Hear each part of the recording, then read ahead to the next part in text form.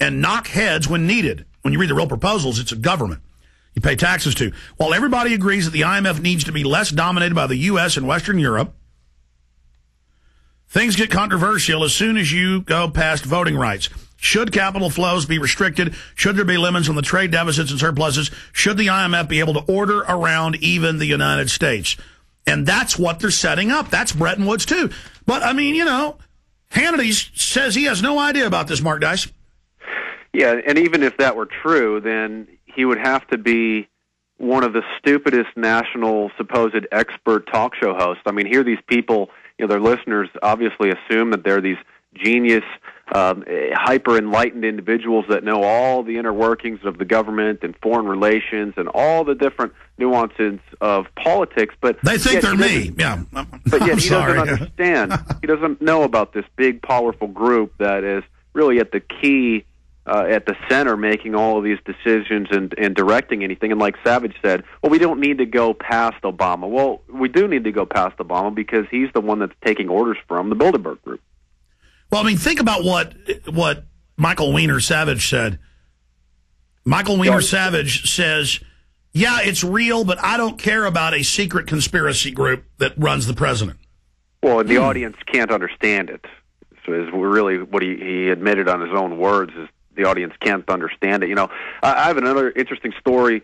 I can't take the full credit for helping to wake Keith Olbermann up, but I was in contact with his producer several years ago trying to get him to cover the Bohemian Grove. And I knew that everybody knows Keith Olbermann's no fan of President Bush, and I thought that they could do a nice story, even if it would be a slanted politically against the Republicans. At least we could get the issue of the Bohemian Grove on the show. And this was before July, trying to get him to tie in when that meeting was going on in July. We could talk about the meeting, maybe show some video footage. And I was talking with the producer, and I had talked with him multiple times, and one of the second or the third time I'd spoken with him, I said, look, Greg, his name is Greg Cockwell, I said, you know, this is no joke, this is no hoax. I mean, I'll put you into contact with Alex Jones, with these individuals that have seen it with their own eyes, that have the video footage. Here's a National Geographic article showing a ritual, and it says that it still exists. And he says, no, I know you're telling the truth. He said that I opened up a whole new world for him, but he said he would never be able to take it to the air. Well, let me say this about Olbermann. He's really showing his colors right now by coming out with this disinfo. A federal court says there's no link to autism from vaccines, and then he tries to claim one study, some doctor fudged something. I mean, there were no autistic children 30, 40 years ago. When I was a kid, now you go to the movies to take your children, the front 2 rows are autistic. And they say, oh, well, they're faking. Oh, I mean, I feel sorry for these children. I mean, they're like literally just in like, I mean, they're gone, man. And I've had top brain surgeons on. It attacks the brain, not just the mercury, but it causes an autoimmune response. They admit Gardasil's killing people right now, but they don't care.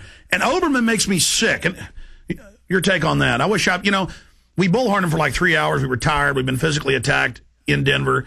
Olbermann's producer came out and begged for us to stop. We said, okay, because Keith exposed Cheney wanting to blow up U.S. ships and blame it on Iran using Navy SEALs. We're done.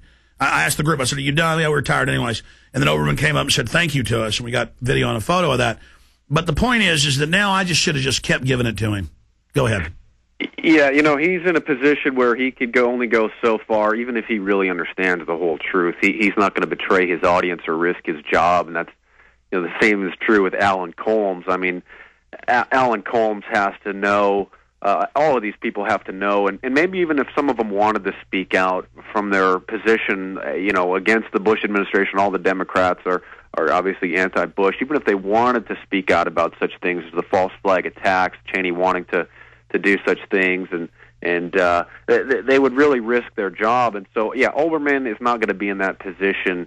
He's not going to want to lose his several $million salary, and we do have to commend him for bringing some of the issues forward. But same with Glenn Beck. People look at Glenn Beck and now think that he's on our side when Glenn Beck says that he hates the 9/11 victims' family members for raising questions and for not going along with the government. And that clip is widely available on YouTube. No. Beck's running a psyop. When Ron Paul had a chance to win, he came out and said Ron Paul is dangerous.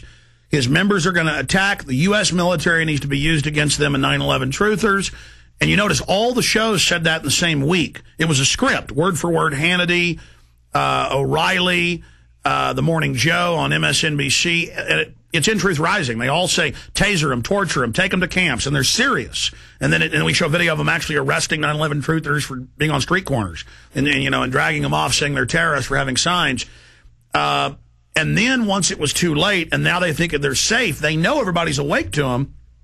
So now he's suddenly, oh my gosh, foreign banks are taking us over. It's a new world order. But see, now suddenly it's in the Financial Times of London, published by a Bilderberg Group member. Now it's in Time and Newsweek. Now it's okay to admit the world government, and he'll play the part of the little voice that's against it, so that he can later betray people by getting trust. Well, that's probably part of the reason why he was taken over by Fox News. He used to have his television show on CNN, and I think probably he didn't have a tight enough leash on him over there. So Rupert Murdoch and that crew over there needed to pull him over to Fox News so that they could teach him the ways of the true force of propaganda and of Fox News. And this goes along with the religious beliefs of these individuals, the high-level Masons, the Illuminati, which maybe we can get into here in a little bit. And they are liars. They are propagandists. They keep their own belief systems to themselves and dispense false ideas. Where you look at most religions, Christianity, Islam, Buddhism, any major mainstream religion wants people to learn about the truths of their religion, learn about the principles, to understand kind of their place in the universe and they're not secret. Rob Jacobson, who works here, had a great way of putting it. If your religious group is secret and has different sub-guilds, the secret is they're worshiping the devil. And in any group you look at that's like that, you always find that. Go ahead. Yeah, you can walk into, with the exception of some splinter groups that have taken the teachings and turned them into a cult, any Christian church, any mosque, any temple, you can go in and learn the principles of that religion, except for these high-level groups, these Masons, the Skull and Bones individuals. And if you look at their own writings again, which I did a lot of writing in college, and you can't just make a claim; you have to source it. And so that's what I do. I find the sources for all these, so that people they know where this information is coming from. It's not just my interpretation of this. It's not just something I saw on a random website. Here is a quote from Albert Pike in his 1872 book, Morals and Dogma, which is considered the Bible of Freemasonry, and he openly admits, quote, "Masonry, like all religions, all mysteries, conceals its secrets from all except the adepts and the sages or the elect, and uses false explanations and misinterpretations of the symbols to lead those who deserve to be misled, to conceal the truth, which it, the Mason, calls light from them, and to draw them away from it." So there he's openly admitting that they're lying to individuals. And people don't know on the lower level echelons of Masonry. They said, well, it's just a fraternity. This isn't any sort of religion or spiritual teaching. It's just a fraternity for a bunch of guys. But that's the case on the lower levels. When you start getting up to the 30th degree, the 33rd degree, Pike admits on page 213 in Morals and Dogma, every Masonic lodge is a temple of religion, and its teachings are instructions in religion. And so, that can be the most disturbing point. It's not addressed a lot when we're discussing the New World Order, but these groups do worship Lucifer.